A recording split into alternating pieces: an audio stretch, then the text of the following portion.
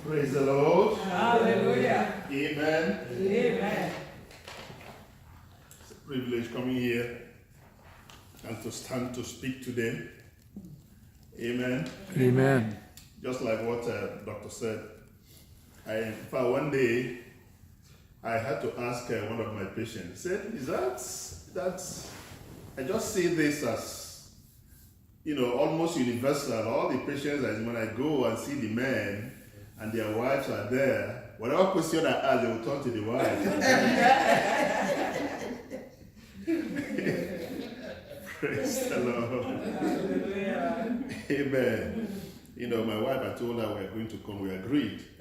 Today, we went to visit a friend, one of our friends. He said, "Leave me here, let me stay." I said, "Look, let's go." So I'm speaking today. Moral support. Amen. All right, let's pray. Father, we thank you. We bless your name. The Bible said the entrance of your word gives light, gives understanding to the simple. Give us understanding today. In Jesus' name. Amen. Amen. Amen. What I'm going to speak today, I title it as strict compliance is a good business. Strict compliance is a good business. Let me read 1 Chronicles chapter 1, 15, chapter 15, 1 Chronicles 15, 13 to 15, and also verse 28. He said to them, he's talking about David, he said to them, "You are the heads of the Levites' families. You and your fellow Levites are to consecrate yourselves and bring up the ark of the Lord, the God of Israel, to the place I have prepared for it. It was because you, the Levites, did not bring it up the first time that the Lord our God broke out in anger against us. We did not inquire of him about how to do it in the prescribed way." You can underline prescribed way if you have your Bible. Verse 14, "So the priests and the Levites consecrated themselves in order to bring up the ark of the Lord, the God of Israel, and the Levites carried the ark of God with the poles on their shoulders, as Moses had commanded in accordance with the word of the Lord." Verse 28, "So all Israel brought up the ark of the covenant of the Lord with shouts, with sounding of drums, horns, and trumpets, and cymbals, and the playing of lyres and harps." Praise the Lord. Hallelujah. It was this prayer warrior and a missionary to China in the 19th century, James Hudson Taylor, that said that God's work done according to God's way will never lack God's support. He said it in the 19th century. He spent most of his time, or almost all his time, in China as a missionary. And so during the time he was about to die, during his later years, he made this broadish quote. Because when such people tell you, talk, and that, with experience, you will understand that really God's work done according to God's way will never lack God's support. David was telling the Israelites, the Levites, why they failed. We'll come to why they failed when they, took the ark. But, I ask you to, underline that verse 13, that David said, we did not inquire of him about how to do it in the prescribed order. Today, doctors think that the only ones that make prescription. God has already started making prescription. It's a good word. And I love, when I saw this in NIV, I said, I'm going to write it somewhere. So that when I see patients who are not compliant, when they come to my office, I'll say, just come, read this place, read this one, read fast. that you're suffering, or you're suffering because of non-compliance.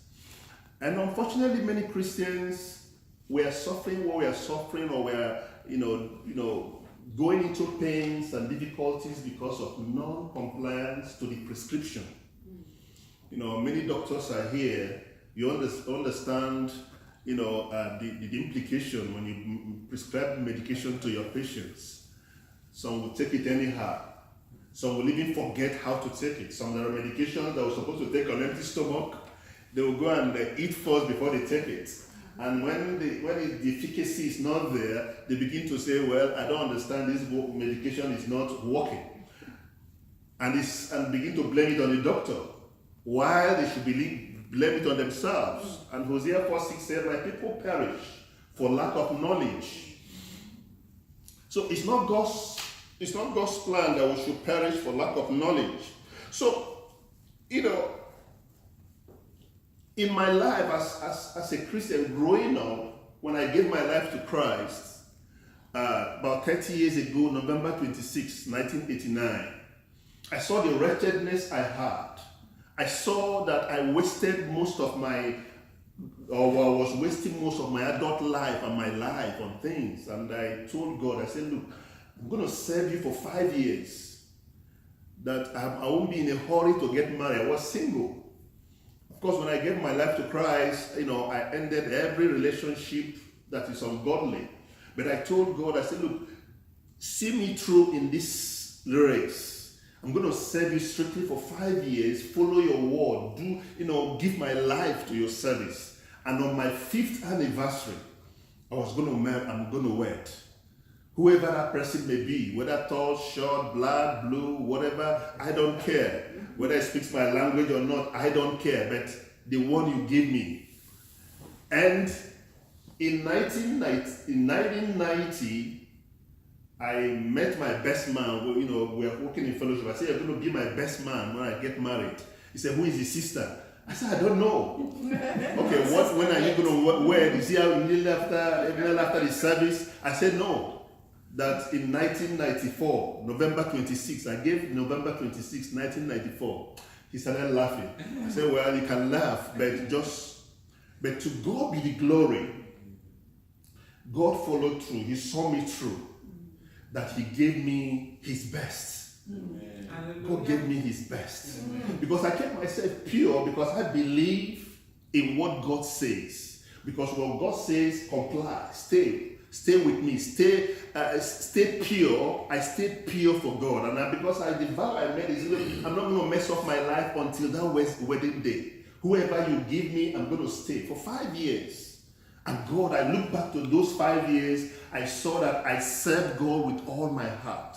As I'm serving now, I served God with all my heart, and God gave me a beautiful woman that every day I look up, I begin to wonder. I said, God, can you give such thing to somebody? It's a blessing, it's a jewel.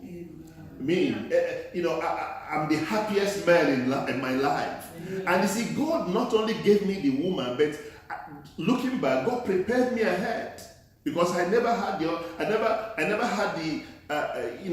expectation that I will be away from my wife for 1 day.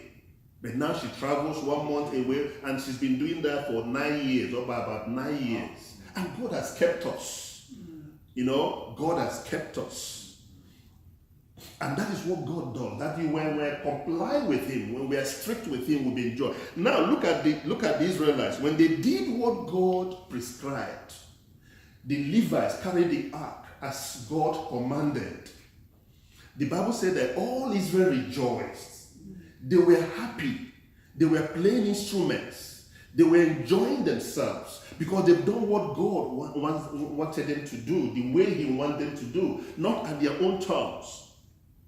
Now, going back to what happened to David and the Israelites, we knew the story that David, at the first time, did not do this.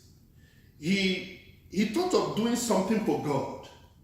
In 1 Corinthians 13, from verse 1 says, David consulted with the commanders of thousands and of hundreds and every leader, And David said to all the assembly of Israel, if it seems good to you and from God, from the Lord our God, let us send abroad to our brothers who remain in all lands of Israel, as well as the priests and Levites in the cities that have pasture land, that they may be gathered to us. Then let us bring again the ark of our God to us, as we did not seek it in the days of Saul. And on and on and on. Of course, we knew about the death of Uzzah, because they now took a new cut. Let me just read it. And verse 6 says, and David and all Israel went up to Bela, that is Kiriath Jearim. First Chronicles, sorry, not Chronicles. Thank you. That's why you're here. First Chronicles chapter 13. Okay, and David and all Israel went up to Bela, that is in Kiriath Jearim, belongs to Judah, to bring up the ark of God, which is called by the name, who sits enthroned above the cherubim. And they carried the ark of God on a new cart.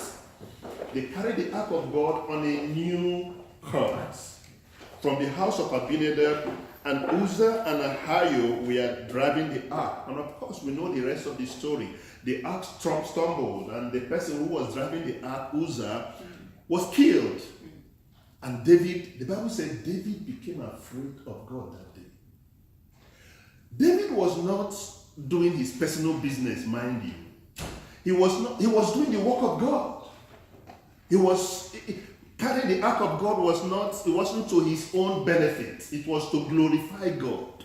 It could be likened to building churches, running ministries, building fellowships. But yet, he didn't conform to the prescription of God. And sometimes I wonder, why didn't God rebuke him and say, look, you're not going the right way?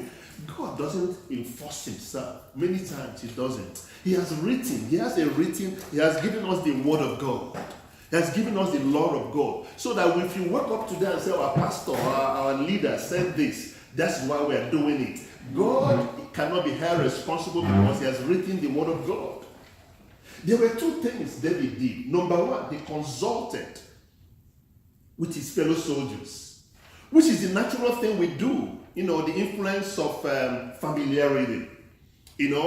That's natural for every human being. David had been with these soldiers for over 20 years, in the wilderness. They started with 400 people, 400 men who came to him in the wilderness when he was running away from Saul, and they grew up to about 600. So his life had been in the jungle with military. So it's not ordinary, it's not, surprising that he will consult. That is the spirit, that is familiarity. And that is why when people, that's why we have black churches today, white churches, maybe witches churches today.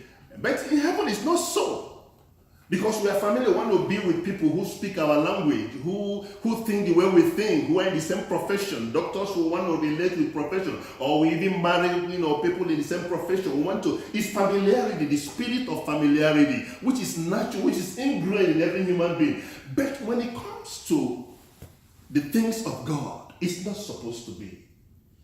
We don't have to, associate ourselves with people of the same color, or have a black church or white church. There's nothing like that in heaven. After Jesus said, when we pray, let your will be done in heaven as it's done on earth here. His will is that in heaven there'll be millions of people with all types of, all tribes, all tongues, all colors, worshiping God together. So coming to segregate ourselves or move, do things differently in order to please ourselves is not the will of God. But that's what David did. He associated himself. He had the spirit of familiarity, the concept of familiarity in doing the work of God. We're not supposed to do that. Amen. Secondly, the influence of duplicity. David decided to duplicate what other people did. We don't duplicate what other people did when we are building the house of God, when we are doing the work of God. That it works for these people is not a reason for us to do it. We'll do it God's way, the way He prescribed it. Now, You may ask, how did David get the concept of having a new cart to drive the ark? Good, you asked. Praise the Lord. Remember when the ark of God was stolen by the Philistines during the time of Eli? The Philistines took it. How did they return the ark? They had a new cart to drive the ark back to Israel. That was the only time. And David must have felt, well, at least they use a new cart to drive it. Let's also use a new cart. Today we're using new carts to drive the ark of God in the body of Christ. We use even the strategies of Hollywood, strategies of unbelievers, and we bring them into church because it worked there. We use the strategies of the corporate world. We use the strategies of Wall Street. We use the I don't say those things are bad, but is that what God told you? Is that the instruction God gave you how to run his church? Remember, Jesus said, I'm going to build my church. The gates of hell shall not prevail against it. Whether the church as a church or as a fellowship, as this group, building this group, or even building our lives requires the prescription, strict prescription from God. Building our families, building our marriages, living our lives as family men, as family women, as wives, as husbands. Our lives must be reflected, must be built according to his will, according to his prescription, strictly. That if we don't live it, we'll suffer loss. Here, David and his people suffered loss. Uzzah died. What's the meaning of Uzzah? Uzzah means strength. Uzzah means strength, which means the strength of Israel had been taken away. That when we are doing things according to the wrong prescription, we will lose strength. If a patient takes medication that's supposed to come in through his mouth and put it elsewhere through another route, it will lose potency. If a patient takes a medication that's supposed to be taken on empty stomach and eat and take it, with food, it will lose strength. And if we build our lives, our families today with the wrong prescription, our families will lose the potency. If we build our lives, our fellowship, even as we are building this fellowship, if we want to go and import what happened elsewhere and use it to manipulate people as is being done in the body of Christ today, manipulating people to give offering, manipulating people prophesying lies. Jeremiah chapter 5 verse 31 says, the prophets have prophesied lies. The priests bear rule by their means. But that's not the problem. The problem is that my people love to have it so. That's what God said. It's not that it bothers God that prophets prophesy lies. There's a lot of prophecies going on. Lies. Priests are running the church by their means as a family, as their own family, like a family, like their personal business. And the people are quietly and loving to have it so. And God said, what will you do at the end of the day thereof? We are in the end time now. We are running to the end of the period, the end of the time. And that's why Paul said that whoever builds should build according to the pattern. Should be careful how we build. Because the end of the day will be accountable in whatever we do. Whether you're a pastor running a church, whether you're a leader of the fellowship, whether God has put whatever it is that we're going to give account one day. In our family, how do we run our marriages? How do we run our families? How do we run our schools? How do we run even our own personal businesses? As children of God, these businesses do not belong to us. They belong to him. And he knows why he set us up in those businesses. There's a purpose he set us up in those businesses. We have no reason to run those businesses as other people did. Using their own strategy, even though it worked. But the unfortunate thing is that David employed the strategy of the enemy. He didn't even employ, Philistines were the enemies of God. He imported their strategy to be used. And that care, took off the strength of Israel. Took care of the strength of Israel, Uzzah died. And thank God David was wise. He didn't want to continue. He didn't want to say, well, just put him aside. We must continue what we're doing, like Saul did. God left Saul. The power left Saul. The strength left Saul. And Saul continued moving. And when he couldn't feel God, he now started going to the wizards and witches. But David didn't want to do that. That was the good thing about David. He humbled himself. He came and sat down and made proper inquiry and now called the priest and said, it was your responsibility to do this. But we failed. Now, it is now your job. It is now your duty. He now refused to consult with his fellow soldiers. He now didn't want to consult because that's not what God wanted him to do. God wanted him to consult with the right people. Are we consulting with the right people? Are we consulting with the right people concerning our businesses? Are we consulting with the right people concerning our jobs, concerning our families? Are we consulting the young people today? We derive a lot of consultation from the television, from the Hollywood, and that defines a lot of young people's lives. I know I'm talking about our young people, teenagers who are growing up. I bet they will not listen to the Word of God. The Word of God should be the basis and the only basis for determining our lives in whatever we do, in raising our children, in running our businesses, in running our families, in running the Church of Jesus Christ. In whatever we do, the Word of God, the prescribed Word of God, because the Word of God is complete. There's nothing that is lacking in the Word of God. It covers every area of our lives. Praise the Lord. Hallelujah. So, in summary, let us adhere strictly to the prescription of the Word of God. Prescription of God. Right drug, right patient, right routes, right time. Like the 5 rights of the medical field is important. They are all important, and they are all in the Word of God that we follow diligently to adhere. We follow diligently to build up this fellowship. God will help us. God will help us.